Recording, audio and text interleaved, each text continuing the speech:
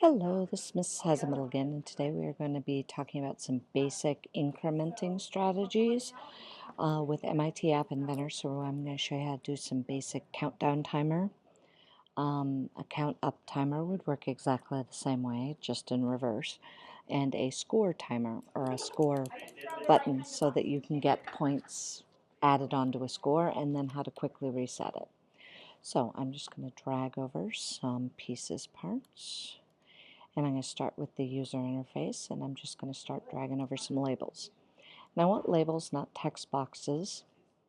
Text boxes are things that the user types in, whereas labels are things that I, as the programmer, get to control. And then I need 2 buttons, and I'm going to need a clock. Clocks are not there. Sensors, there we go. There's my clock. Now notice when I drop my clock, it goes to the bottom because it's a non-visible component. It's not something that I can actually do a whole lot with. Well, I can, but not on the screen. So I'm going to go ahead and start naming things so I know what they are. Because if I just leave them named label, I have no idea what they do. So I'm going to go with label 1. We're just going to call it the time label.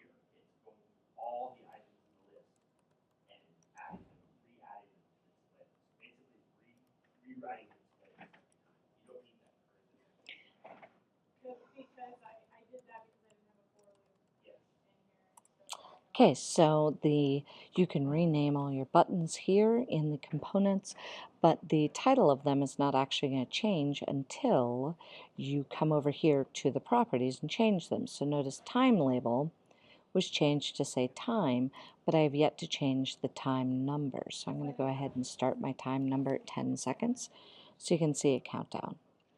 And I'm going to come here. This is a score label, so I'm actually going to put the text in and call it score so that it actually says score. And then this score is going to start at 0, so I'm going to put a 0 in there for the text. Now, it would make a lot more sense if they were lined up next to each other, so I'm going to go do that with what's called a horizontal alignment in the layout. So, a horizontal alignment looks like this giant box, but in reality, it becomes a smaller box. And it just lets you put things next to each other so that they can line up horizontally and they are not vertical, because it likes to do things vertical in App Inventor. I could go make this pretty, but for right now we're just going to make it work. So I have all my components. I'm going to go over to my blocks, and you can see, whoops, let me delete that.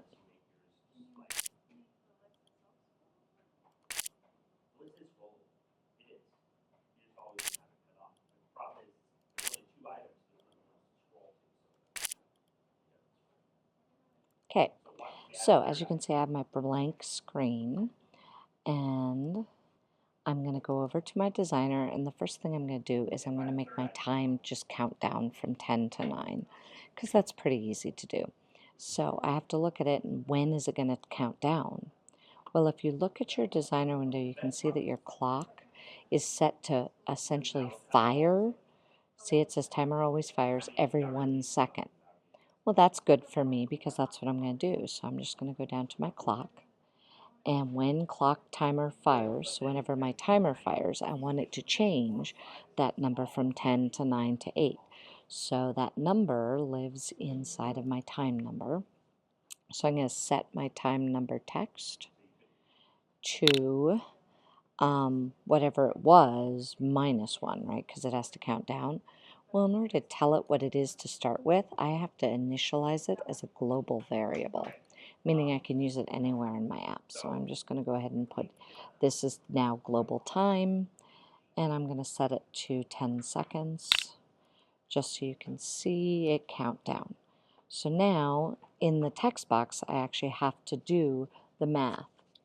What? Should I take this? Yes. I'll just cut you out of my video. It'll be fine. I know. No, it's fine. My kids are used to worse. I do them in the airport sometimes too. Yeah, they think it's funny. Okay, so this label can change, but I'm not actually changing the number because the number lives here. So to change that number, I need to change the variable, which means I need to set the variable there, the global time, to whatever global time was, which in this case, I'm going to need math blocks, so I can take whatever it was,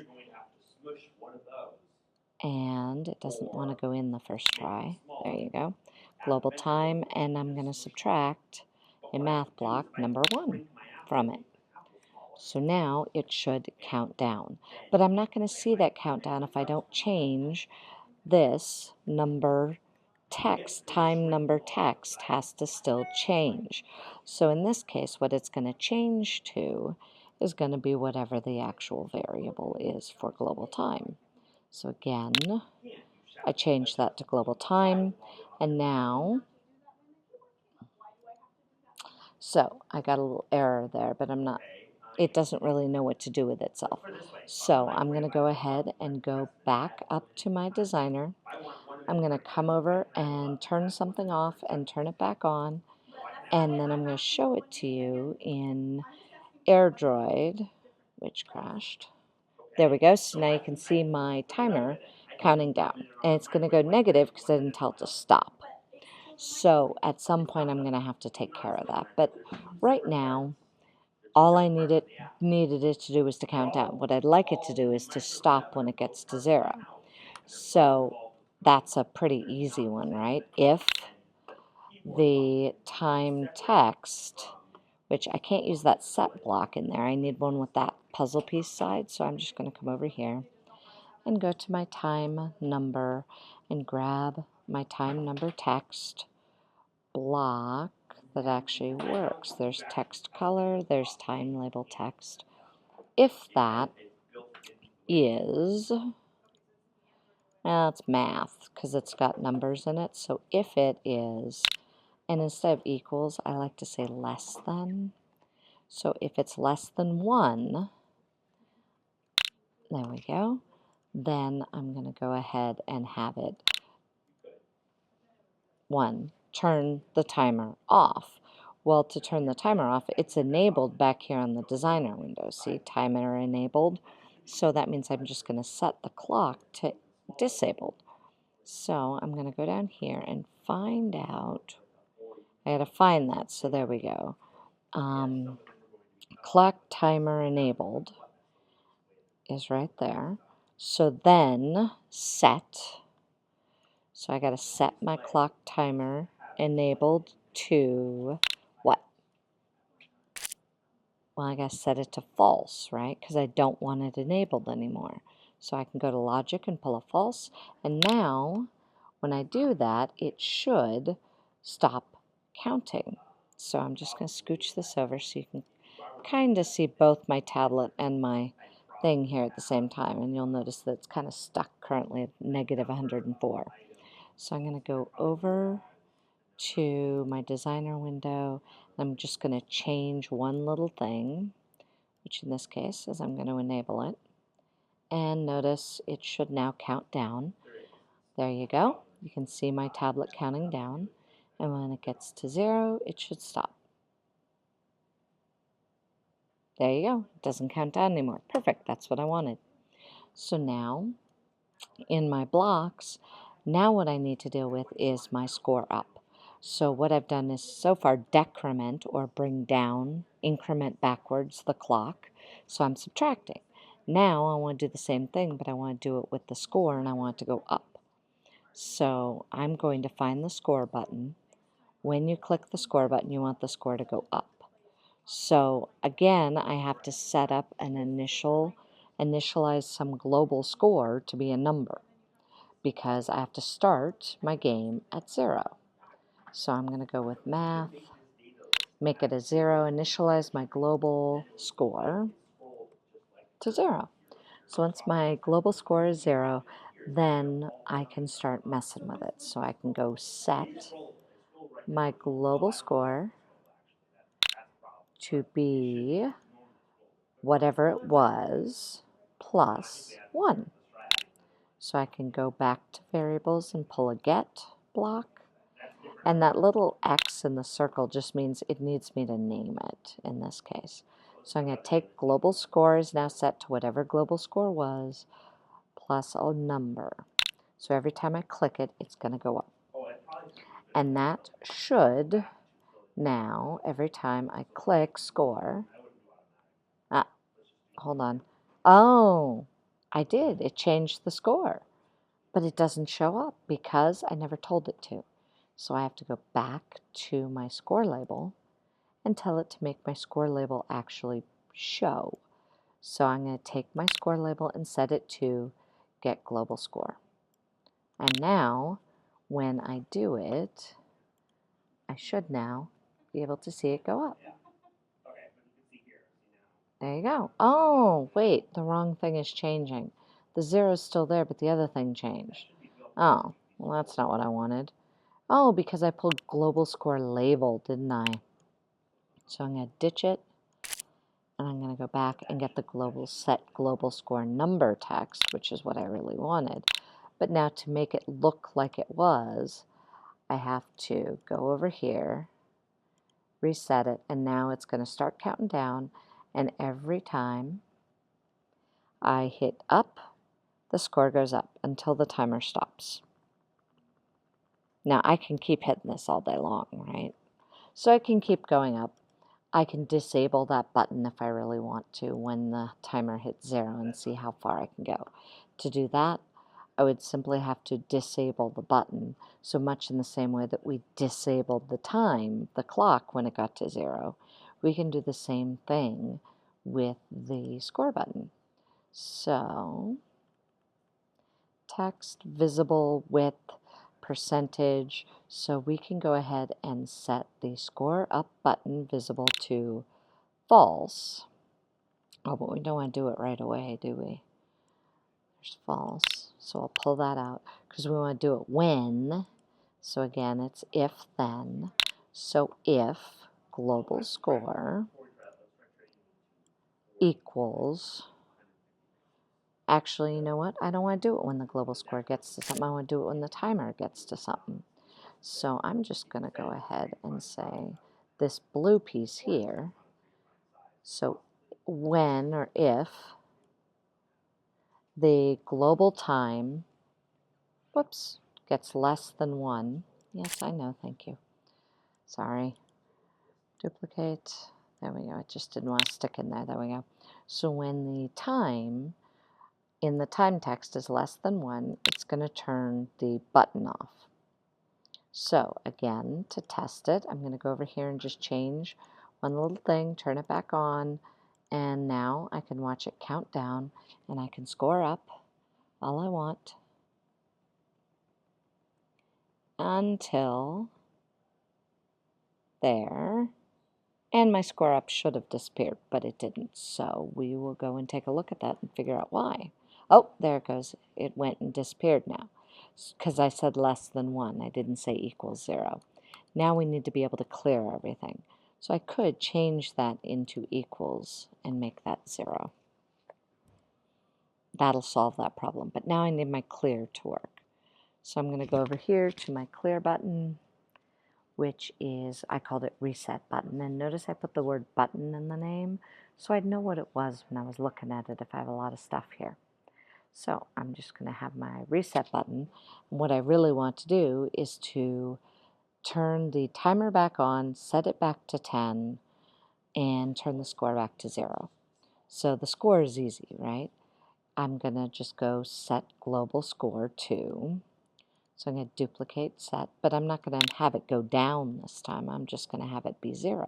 So I don't need the math. I just need that. Set global score to 0. Now I've set the actual number. Now I have to actually look at it. So I need to look at the score as well. And I need to reset the time. So I'm going to set global time again. Don't need the math. I'm going to set it to 10 seconds again, because that's where I started at to begin with. And again, I have to actually be able to see it, so that now I have my time number set. So again, I'm going to go here. Whoops. We'll scroll this down and that one up. Designer. I'm going to turn that off, turn it back on. And we're counting down. Yep. And we're scoring up.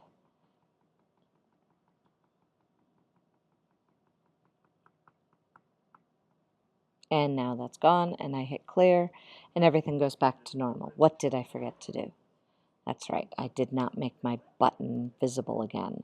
So I have to go back to my blocks, and where I said score up button visible to false, I'm just going to duplicate that, pull it over here, drop it, and turn that to true. So now we should be able to hit clear. The score up button works, and oh, I might have to go back and reset my designer so I can see it. It should allow me to change my score all I want up to the point where that reaches 0, when the score up button will go away, and then I should be able to hit clear and put everything back to rights. So the only thing I have wrong is that my time isn't back to 10, so I'm going to have to go back and look and figure out, oh, well, that would be because I set it to 0, not to 10. So now I should be able to come back over here, hit clear, have it go up to 10, and it should enable.